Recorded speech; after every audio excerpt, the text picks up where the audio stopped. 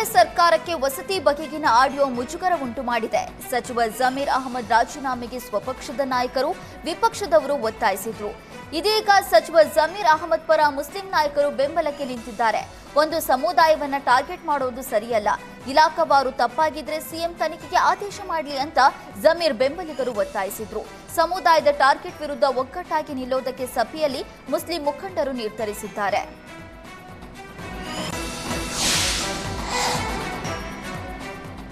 ಮಂಡ್ಯದಲ್ಲಿ ಹಾಲಿ ಮಾಜಿ ಶಾಸಕರ ಮಧ್ಯೆ ಪೊಲೀಸ್ ಸ್ಟೇಷನ್ ಪಾಲಿಟಿಕ್ಸ್ ಶುರುವಾಗಿದೆ. ಚಿನಕುರುಳಿ ಗ್ರಾಮಕ್ಕೆ ಮಂಜೂರಾಗಿದ್ದ ಪೊಲೀಸ್ ಠಾಣೆ ಸ್ಥಳಾಂತರಕ್ಕೆ ಆಕ್ರೋಶ ವ್ಯಕ್ತವಾಗಿದೆ. ಮೇಲುಕೋಟೆ ಕಾಂಗ್ರೆಸ್ ಬೆಂಬಲಿತ ಶಾಸಕ ದರ್ಶನ್ ಪುಟ್ಟಣ್ಣಯ್ಯ ವಿರುದ್ಧ ಪ್ರತಿಭಟನೆ ಮಾಡಲಾಯಿತು. ಚಿನಕುರುಳಿ ಬಂದ್ ಮಾಡಿ ಗ್ರಾಮಸ್ಥರು ಹೋರಾಟ ಮಾಡಿದ್ರು.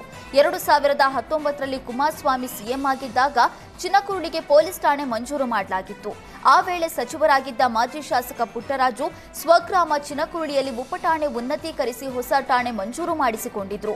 ಇದೀಗ ಕ್ಯಾತನಹಳ್ಳಿಗೆ ಅದೇ ಪೊಲೀಸ್ ಠಾಣೆ ವರ್ಗಾವಣೆ ಮಾಡಲಾಗಿದೆ. ಶಾಸಕ ದರ್ಶನ್ ಪುಟ್ಟಣ್ಣಯ್ಯ ಸ್ವಗ್ರಾಮವಾಗಿರುವ ಕ್ಯಾತನಹಳ್ಳಿಗೆ ಠಾಣೆ ವರ್ಗಾವಣೆ ಆಗಿದ್ದಕ್ಕೆ ಜನ ಆಕ್ರೋಶ ಹೊರಹಾಕಿದ್ರು.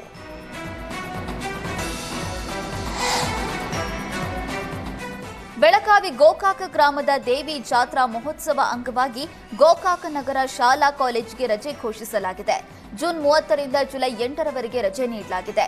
ಅಹಿತಕರ ಘಟನೆ ನಡೆಯದಿರಲಿ ಹಾಗೂ ಪೊಲೀಸರ ವಸತಿಗೆ ಜಾಗವೂ ಇರಲಿ ಅಂತ ರಜೆ ಘೋಷಣೆ ಮಾಡಲಾಗಿದೆಯಂತೆ.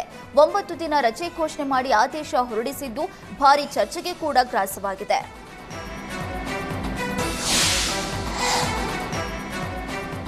ಕಾರವಾರದಲ್ಲಿ ಕಾರು ಕೆಎಸ್ಆರ್ಟಿಸಿ ಬಸ್ ನಡುವೆ ಭೀಕರ ಅಪಘಾತವಾಗಿದೆ. ಘಟನೆಯಲ್ಲಿ ಕಾರಿನಲ್ಲಿದ್ದ ಕೆಲವರಿಗೆ ಸಣ್ಣ ಪುಟ್ಟ ಗಾಯವಾಗಿದ್ದು ಪ್ರಾಣಾಪಾಯದಿಂದ ಪಾರಾಗಿದ್ದಾರೆ.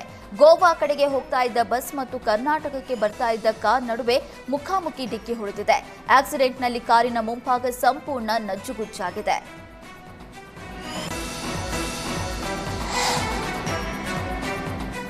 ಚಿಕ್ಕಮಗಳೂರಿನಲ್ಲಿ ಭಾರೀ ಮಳೆಯಾಗ್ತಾ ಇದೆ. ವರುಣನ ಅಬ್ಬರದ ಮಧ್ಯೆ ಕಾಫಿ ನಾಡಿಗೆ ಪ್ರವಾಸಿಗರು ಲಗ್ಗೆ ಇಡ್ತಾ ಇದ್ದಾರೆ.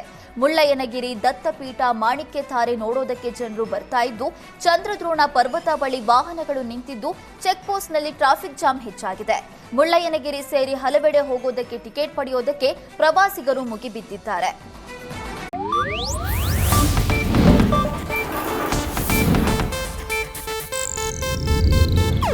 ಇದು ಏಷ್ಯಾನೆಟ್ ನ್ಯೂಸ್ ನೆಟ್ವರ್ಕ್ ಪ್ರಸ್ತುತಿ.